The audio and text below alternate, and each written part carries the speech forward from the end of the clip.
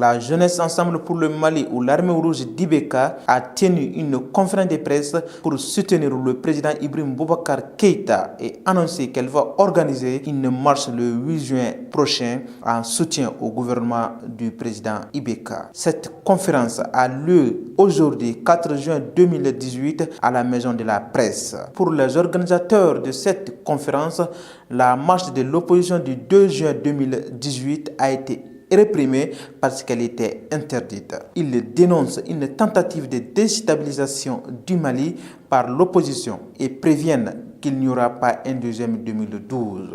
Vous dire que ce qui s'est passé en 2012 ne se reproduira plus jamais au Mali. Parce qu'aujourd'hui, les Maliens ont compris. En 2012, ils se sont levés pour vraiment gâter le nom du régime ATT en 2012. Et il y a eu le coup d'État. Après, ça a été un regret total pour l'ensemble du peuple malien.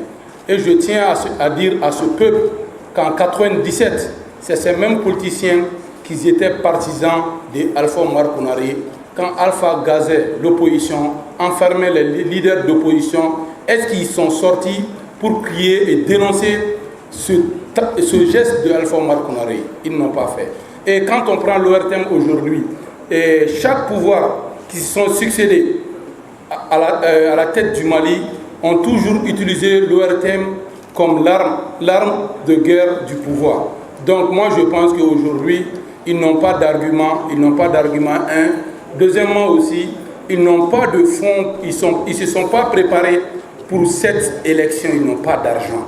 Donc s'il y a trop de bruit, si cette opposition savait réellement que leur candidat aujourd'hui, parce qu'il y a deux sortes d'opposition, on a vu qu'il y a les bâtisseurs et aujourd'hui on a vu que ceux qui veulent prendre le pouvoir dans le sang, c'est ceux dont je parle aujourd'hui. S'ils étaient sûrs vraiment qu'ils allaient gagner l'élection présidentielle, moi je pense qu'il n'y allait pas avoir de bruit. En 2013, quand Ibeka a gagné l'élection présidentielle, tout le monde savait que même en comptant les bulletins de vote, on savait qu'on n'allait plus tricher l'élection parce que le peuple avait vraiment voté pour Ibeka. Donc moi je leur dis, s'ils veulent prendre le pouvoir se gagne dans les urnes et le pouvoir se perd dans les urnes. Nous, jeunesse du Mali, on ne va plus s'asseoir, voir des gens pour leur propre intérêt prendre l'avenir du pays en danger. Donc l'armée rouge d'Ibeka est prête à s'assumer et nous allons sortir ce vendredi nous allons sortir et montrer à la communauté internationale que le président Ibeka a la majorité derrière lui. Retenant qu'à la fin de cette conférence, les journalistes ont été pris à partie dans leur propre maison par les jeunes dits de l'armée rouge d'Ibeka. Incident malheureux condamné par le président de la maison de la presse.